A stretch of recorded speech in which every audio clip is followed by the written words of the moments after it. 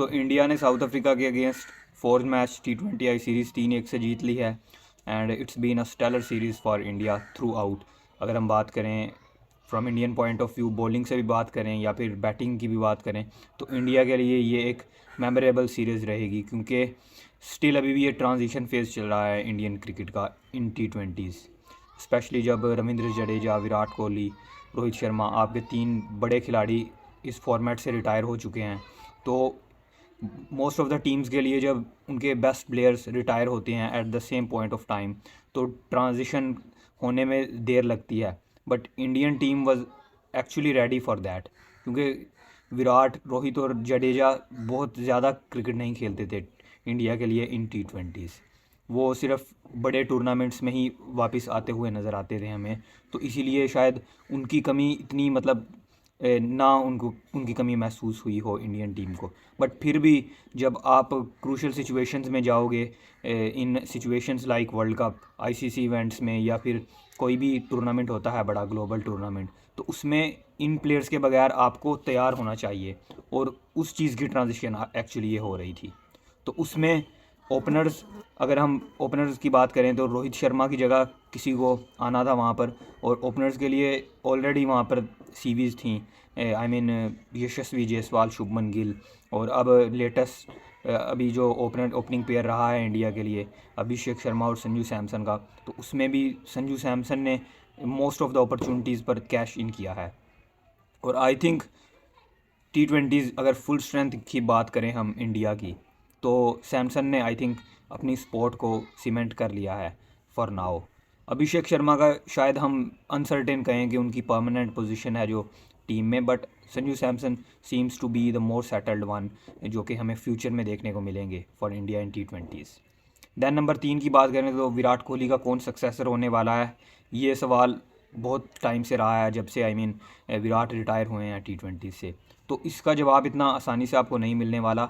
Like to like replacement I think near to impossible thing है, but 3 number पर वहाँ पर मैथमेटिकली वहाँ पर किसी का होना और परफॉर्मेंस उतनी डिलीवर करना, शायद वो चाहे लेगेसी वो ना क्रिएट कर पाए कोई प्लेयर, बट उन जैसी परफॉर्मेंस फिर भी डिलीवर करना और ओनर्स लेना, आई थिंक ये एक क्रूशल थिंग थी। और सूर्या कुमार यादव ने एट टाइम्स बैटिंग की 3 पर।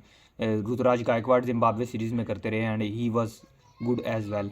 और इस सीरीज़ में जो तिलक वर्मा ने 3 नंबर पर बैटिंग की है आकर, पहले वो 4 नंबर पर कर रहे थे, फिर उन्होंने सूर्या कुमार को से बात की जाकर उनके पास जाकर, और सूर्या ने कहा कि दैट्स नॉट प्रॉब्लम। उन्होंने अपने एक नंबर को एक नीचे किया, जो कि उनका आइडियली और एक्चुअल नंबर भी है नंबर 4 सूर्या कुमार यादव का। तिलक वर्मा 3 पर आए और उन्होंने क्या बैटिंग की है। I mean 2 back-to-back hundreds for a player like who is making a come back in the format for in a international format, उसके लिए कभी भी ये आसान नहीं रहता। और उनकी जो पोजीशन थी वो अनसर्टेन थी, क्योंकि मिडिल ऑर्डर में बहुत ज़्यादा प्लेयर्स हैं, कंपटीशन बहुत ज़्यादा है। अगर हम बात करें तो तिलक वर्मा, उनके बाद शिवम दुबे, रिंकू सिंह, हार्दिक पांड्या और रियान पराग, अभी जो रिसेंटली बांग्लादेश सीरीज़ में नीतीश कुमार रेड्डी, तो प्लेयर्स बहुत ज़्यादा हैं, कंपटीशन बहुत ज़्यादा हाई है। उसमें अगर आप बनाने में कामयाब रहते हो अपनी जगह, तो that's not an easy thing for you as a player. और आई थिंक नंबर 3 पर अभी के लिए Tilak Varma should be the one जो जिनको ओनर्स लेना चाहिए। वैसे तो मैं लॉन्ग टर्म बात करता आया हूँ मैं कि ऋतुराज गायकवाड़ को वहाँ पर होना चाहिए, और मे बी वहाँ पर KL राहुल जैसे प्लेयर को होना चाहिए। बट अगर हम अब बात करें जो कोर लेकर चल रहा है इंडिया, तो उसमें I think Tilak Varma should be the one who should get more opportunities playing at number 3। 4 पर सूर्या कुमार यादव जो कि कैप्टन हैं, he should be okay at that number. उनकी फॉर्म भी थोड़ी सी ऊपर नीचे रही है इस सीरीज़ में, बट अगर टीम्स जीतती हैं तो फिर वो एक आध प्लेयर की फॉर्म इतना मैटर नहीं करती। 6 और 5 पर Rinku Singh and Hardik Pandya, I think both are good. और रमनदीप सिंह ने भी उनके बाद तो आकर ठीक बैटिंग की है, उन्होंने भी एज ए फिनिशर एक कंटेंडर हो सकते हैं वो भी, रिंकू के मुतबादल या बैकअप आप कह सकते हो जिनको। बैटिंग में बॉलिंग में अगर हम बात करें तो बॉलिंग में आई थिंक जो सबसे सबसे ख़ास चीज़ रही है इंडिया के लिए, वो ये रही है कि हार्दिक पांड्या का जो इस सीरीज़ में बॉलिंग से कंट्रीब्यूशन आया है, मोर देन हिज बैटिंग, जो बॉलिंग में उनका कंट्रीब्यूशन था, ही वाज एक्चुअली समथिंग जो कि हम अंडर रेट कर रहे हैं, जिसको अंडर नोटिस भी शायद लोगों ने किया होगा, क्योंकि लास्ट मैच की अगर हम बात करें, he was stellar with ball. जिस तरह की वो स्विंग करवा रहे थे, तो वो अगर इंडिया में आप खेल रहे हो या फिर ऐसी कंडीशंस में जहाँ पर स्पिनर्स को थोड़ी ज़्यादा हेल्प मिलती है, तो वो एज ए थर्ड सीमर खेलते हुए, सिर्फ 2 सीमर खेलें और हार्दिक एज ए थर्ड सीमर, तो वो अलाउ करते हैं कि 3 स्पिनर्स के साथ इंडिया जा सके। जैसा कि हमने इस सीरीज़ में देखा है, बिश्नोई, चक्रवर्ती और अक्षर तीनों खेलते आए हैं सीरीज़ में इसमें। तो हार्दिक पांड्या की ये वैल्यू आई थिंक बहुत काम आने वाली है इंडिया को।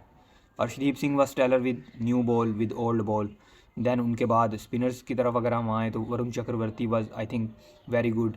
लास्ट 2 मैचेस उनके थोड़े से इकनॉमिकली थोड़े महंगे साबित हुए, वो ज़्यादा रन्स उन्होंने दिए, बट एट टाइम्स ये होता है जब आप थोड़ी सी 3 स्पिनर्स के साथ जा रहे हो, सिर्फ 2 सीमर्स हैं, तो किसी स्पिनर को फिर वो at the back end of innings भी बॉलिंग करना पड़ती है, और वहाँ पर आकर एट टाइम्स बॉलर्स एक्सपेंसिव भी साबित हो सकते हैं। रवि बिश्नोई वाज गुड, जो क्विकर बॉल्स वो करते हैं और बैटर्स को इतना टाइम नहीं देते, ड्रिफ्ट बहुत ज़्यादा नहीं देते बैटर्स को, तो he was also good with ball. Axar Patel was good as usual with both bat and ball. तो ये सीरीज़ मैं कहूँगा ऑल अराउंड इंडिया के लिए बहुत अच्छी थी, not just with one department. Batting में बहुत पॉजिटिव्स आए। मिडल ऑर्डर में तिलक वर्मा ने परफॉर्म किया, एक्चुअली मिडल ऑर्डर में नहीं, नंबर 3 पर आकर, टॉप ऑर्डर ही आप उसको कहोगे। संजू सैमसन ने 2 सेंचुरीज हिट की सीरीज़ में, और तीसरी सेंचुरी है, उन्होंने रिकॉर्ड भी एक्चुअली ये बनाया है एक नया T20s में। The most centuries in a calendar year has been scored by Sanju Samson.